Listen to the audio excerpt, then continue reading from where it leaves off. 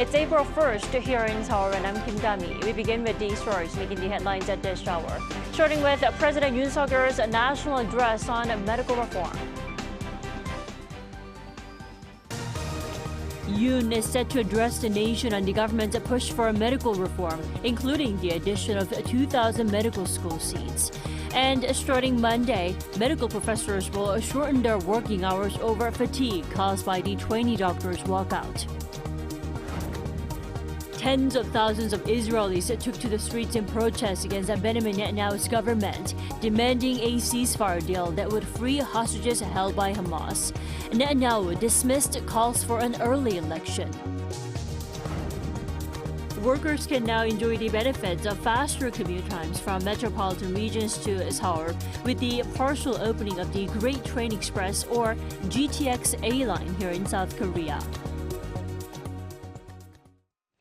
President Yoon Suk-yeol will make an address to the Korean public on Monday as the backlash from doctors' group against increasing the number of medical students continues to compromise hospital services for the 7th week.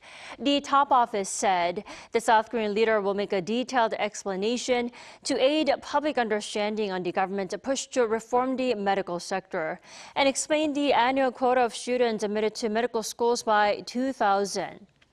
The policy has been vehemently opposed by thousands of junior doctors who have staged a walkout since late February, compromising medical services nationwide. The Yoon administration has been pushing to overhaul the current medical delivery system, which currently lacks sufficient doctors in essential and emergency care, particularly in already underserved regions outside of Seoul. And due to the mass walkout by the trainee doctors, medical school professors filling the gaps left by the walkout have declared they will cut back their working hours starting today. Our Choi Soo-hyung has the latest. Medical schools professors in general hospitals are reducing outpatient services and surgeries as of Monday. Because of the en masse walkout by trainee doctors 7 weeks ago, the medical professors keeping the hospitals running are suffering from increasing fatigue. Professors from 20 schools among 14 nationwide stated last Saturday that 1 day off will be mandatory after working continuously for 24 hours. They added that outpatient services and surgeries for the treatment of severe and emergency patients will be scheduled based on this rule. The Korean Medical Association, the biggest doctors group in the country, also announced doctors who run a private clinic will shorten their working hours to 40 hours per week. Meanwhile, 51% of the professors from the Big Five medical schools in Seoul have not yet submitted their resignations or disclosed their intentions. The Big Five hospitals refer to Seoul National University, Ulsan University, Yonsei University, Seongkyungwan University, and Catholic University. At Seoul National University, 32%, around 450 out of its 1,400 professors have submitted or plan to submit their resignation letters. At Yonsei University, 48% have submitted the letters, and at Catholic University, about 48% have said they intend to resign. The professors who have submitted their resignations are continuing to work alongside patients until their resignations are processed. Choi Soo-hyung, Arirang News.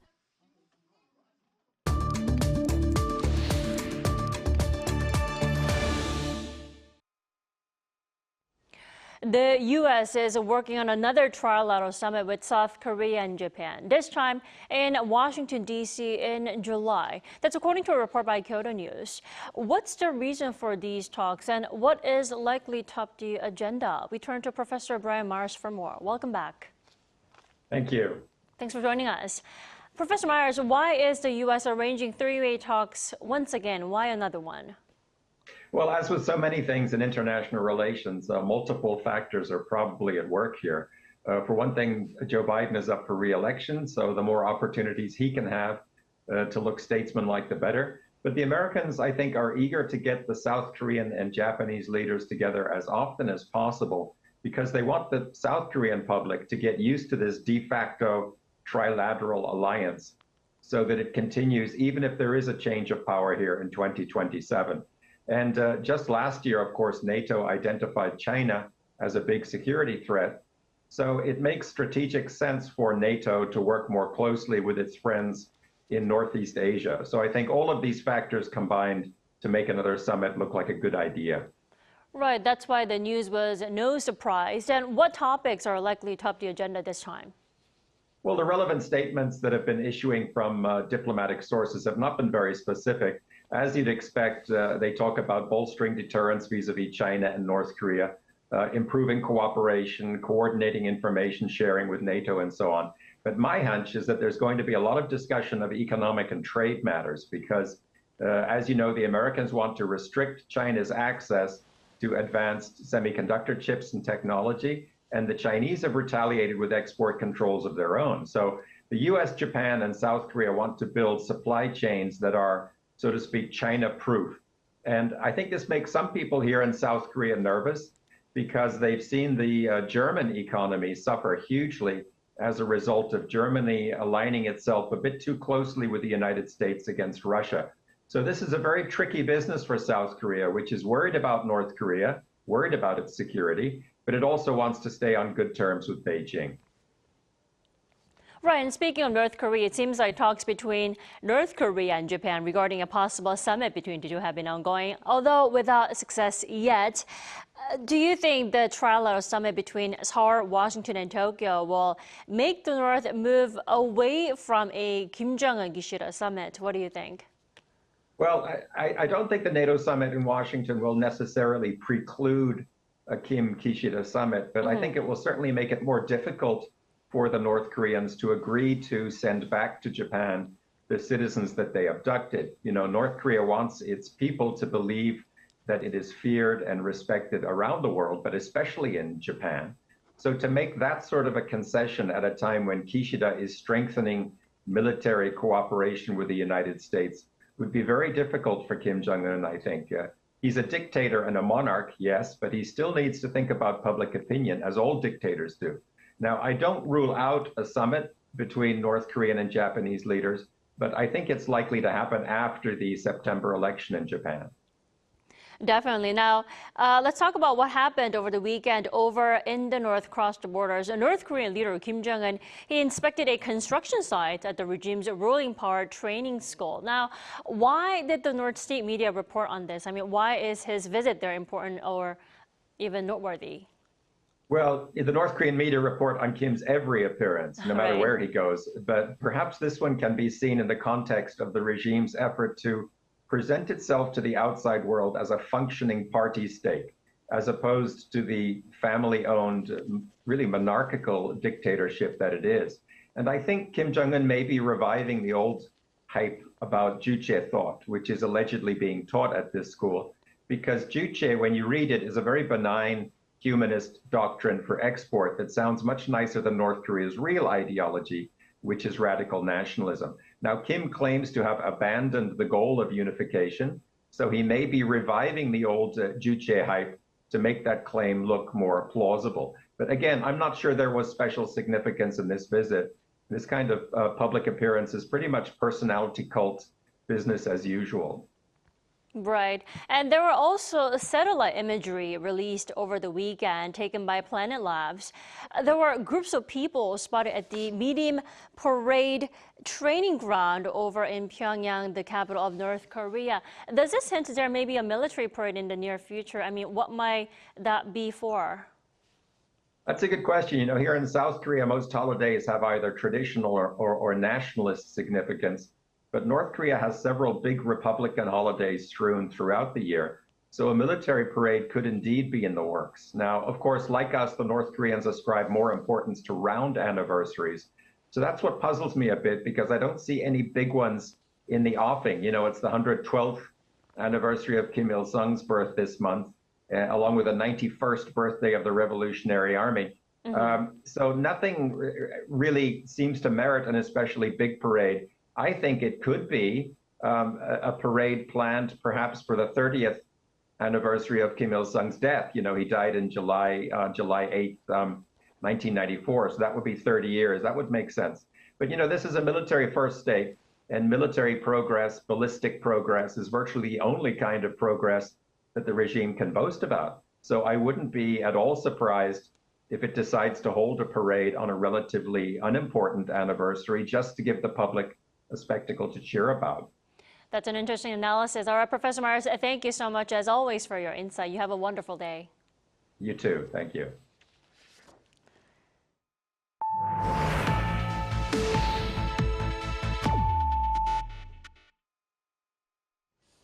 Over in Israel, calls for Prime Minister Benjamin Netanyahu to resign are intensifying, with around 100,000 Israelis protesting against their leader in Jerusalem on Sunday. Lee Seung-jae has more. Weekend protests against Israeli Prime Minister Benjamin Netanyahu and his government grew even more on Sunday, with the Times of Israel reporting that around 100,000 Israelis rallied in front of the parliament. Protesters expressed their anger at the government for its prolonged war in Gaza without being able to eradicate Hamas or bring back the hostages taken by the militant group. The protesters also expressed anger towards the government's support of exempting ultra-Orthodox Jewish youth from military service. Others criticized the fact that the Prime Minister's son has not been in the country since the start of the Gaza conflict. So what I'm doing here is trying to change the government, because this government is a complete and utter failure, and the only way they will lead us into the abyss that we will never come out of. Protesters called for an early general election to remove Netanyahu from office.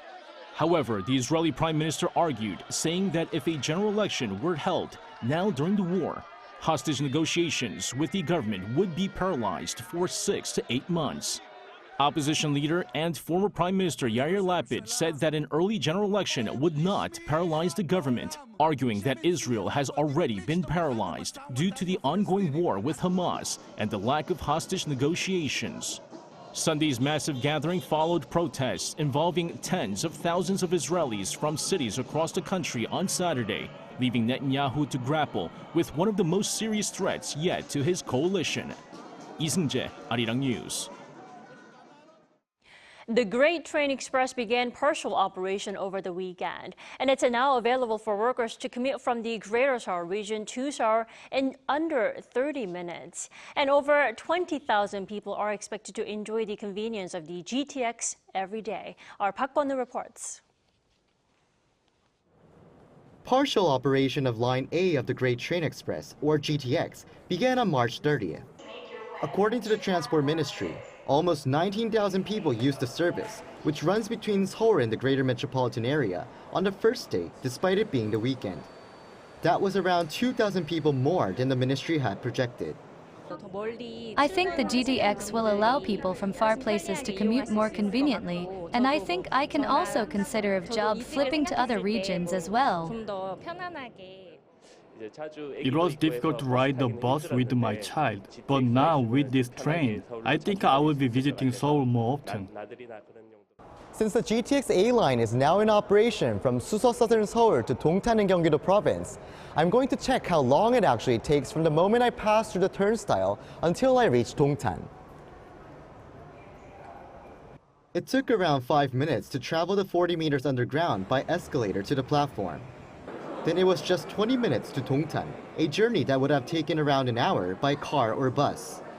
With the train running at an average speed of around 110 kilometers per hour and up to a top speed of 180 kilometers per hour, the GTX is 2 to 3 times faster than a normal subway. As you can see, it took 30 minutes for me to get from Suso to Dongtan station. Trains usually run at 20-minute intervals, but that gap shortens to 17 minutes during peak hours, which is usually longer than normal subways, so checking train schedules is advised. I wish the interval between trains becomes shorter at peak times. The government said it would try to run more trains after the other parts of the A line are connected in order to reduce intervals. Some people also raised concerns about safety issues when riding the GTX. I am a bit worried about accidents, as this is a high-speed train. The Transport Ministry said the government will work on ways to address issues raised by citizens, with the Transport Minister also saying more employees will be deployed at each station to alleviate worries. He added he'll do his best so that other GTX lines, including the other part of the A line, will swiftly begin operation. Park Gon-woo, Arirang News. President Yoon highlighted the need for love and solidarity as he attended an annual joint Easter service of Korean churches on Sunday.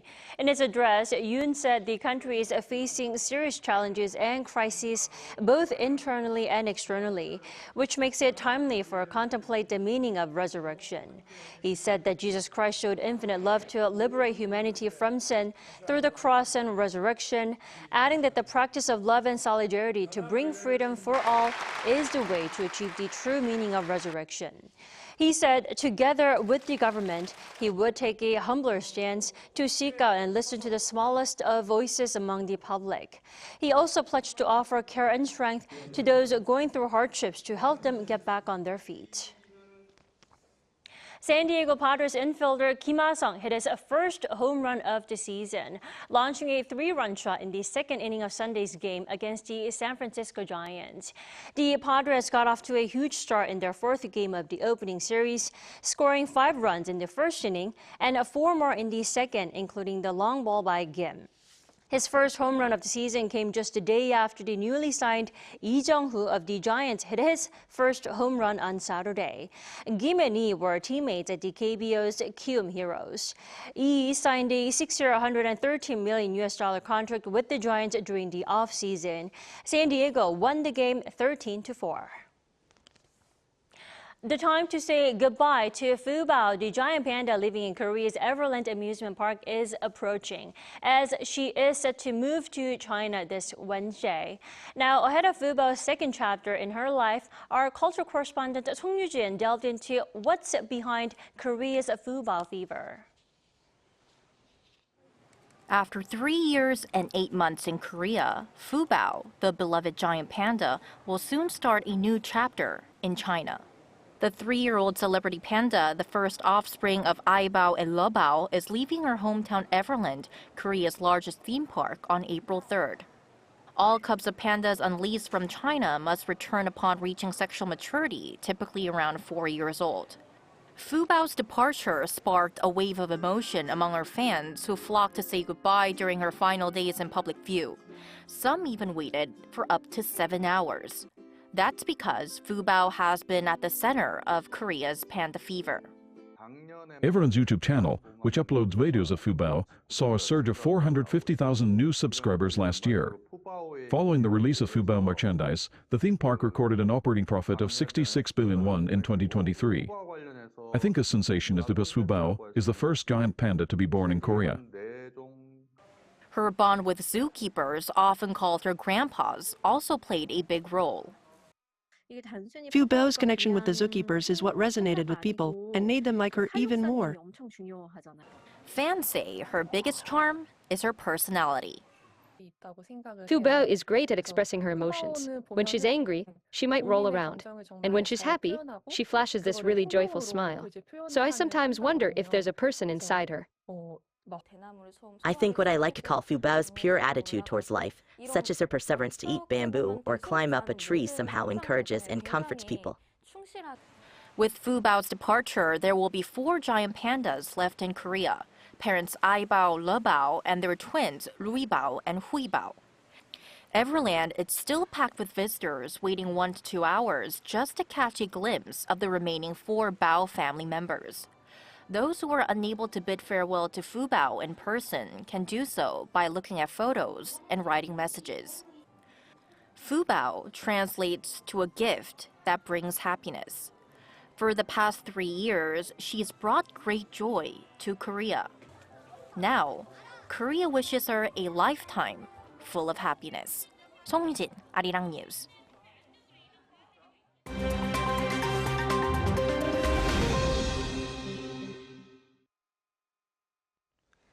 Good morning, I'm Kim Si-young, and now we turn over to stories from around the world. Türkiye's main opposition party, the Republican People's Party, declared victory on Sunday in municipal elections in the main cities of Ankara and Istanbul. According to preliminary results, Istanbul's incumbent mayor, Ekrem İmamoğlu, led by nearly 10 percentage points, delivering a heavy blow to President Recep Tayyip Erdogan's AK party. Turkish broadcaster NTV reported on Sunday that the Republican People's Party, or CHP, had nearly 51% of the votes, with around 92% of the ballots counted in Istanbul, Türkiye's largest city. In the capital, Ankara, CHP candidate Mayor Mansur Yavaş led with 59%, with 85% of the votes counted. The secular CHP was also on the course to win in multiple major cities, including Adana, Antalya, Bursa, and Izmir. State-run Anadolu Agency reported a voter turnout of around 76% from the 61 million people who are eligible to cast ballots for all metropolitan municipalities, district mayorships, and neighborhood administrations. Moving over to Japan, where the country's health authorities searched 2 factories operated by Kobayashi Pharmaceutical over the weekend after the company reported 5 deaths potentially related to dietary supplements they produced. Officials from the Ministry of Health, Labor and Welfare, as well as the city of Osaka, officials conducted the inspection after 5 people died and 114 were hospitalized as of Friday after taking the company's supplements. Kobayashi says toxic puberulic acid might have been produced by blue mold penicillium in beni koji, or red yeast rice material used in their products. The supplements were marketed as helping to lower cholesterol levels. Kazumasa Kobayashi, the company's CEO, apologized at a news conference on Friday and said it was investigating the health hazard related to their supplements. Now to Indonesia and a massive fire that broke out on Saturday at a military munitions depot in Bogor City near the country's capital. Officials said the fire had been extinguished in the early hours of Sunday morning and that the military was conducting a search mission in the area to collect any materials that might have flown out during the explosions.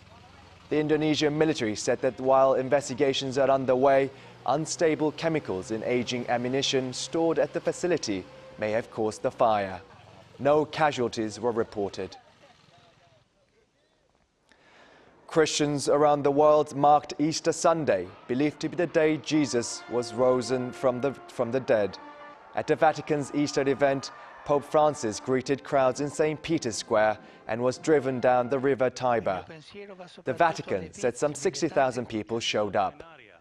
In the Belgian city of Antwerp, thousands of residents gathered in the Bogerhout district on Sunday to share a meal on a 2-kilometer-long table, an evening event which combined the celebrations of Christian Easter and Muslim Iftar. The dinner hosted up to 7,000 people, breaking the record for the longest community dinner table in Belgium.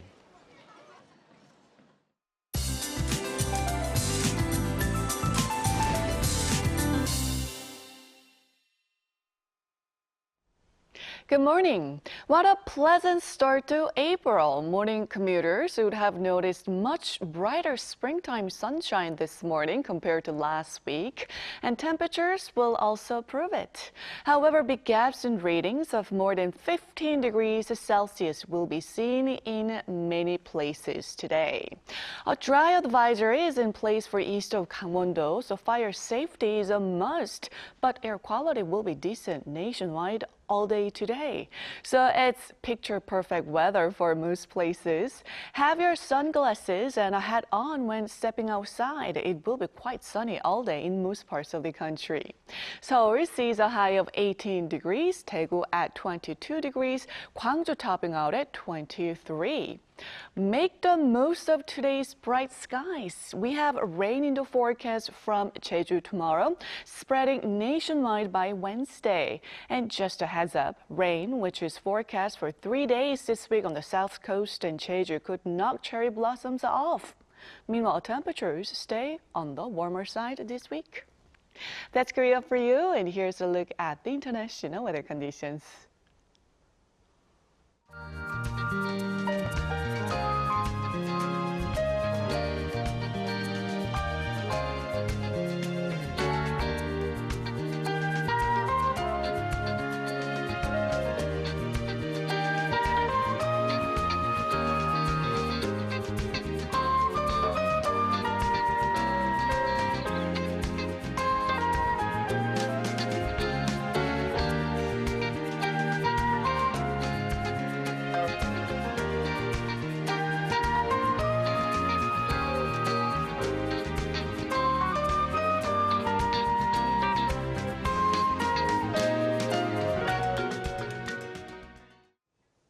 We thank you for watching New Day at Arirang. We'll be back tomorrow for Tuesday's edition at the same time, 9 a.m. Korea time.